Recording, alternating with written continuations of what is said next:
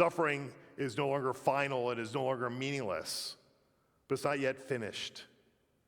And that's why the New Testament can say in Hebrews 2:18, for because he himself suffered when tempted, he is able to help those who are being tempted. Jesus does not help us despite suffering, he helps us through it. And he's the one who earns the help that we receive. He's the one who did it as he bore our sin upon that cross.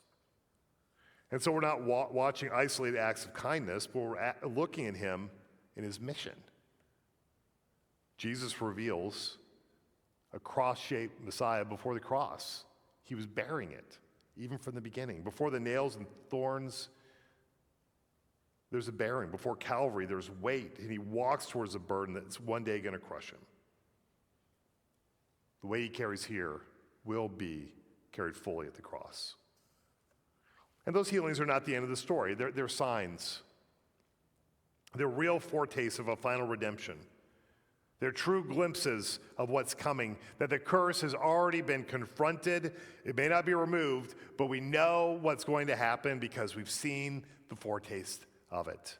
Creation still groans, and our bodies still fail. Death still waits for now. But God has given us a Savior who bears suffering to save us. That was the only way to deal with sin, and that was the only way to deal with death. There is no relief in this world without someone who's willing to pay that cost, and that was Jesus. So Jesus has not promised a pain-free life right now, but what he does promise is himself, the one who takes our burdens, who bears them for us. He's finished what he has begun.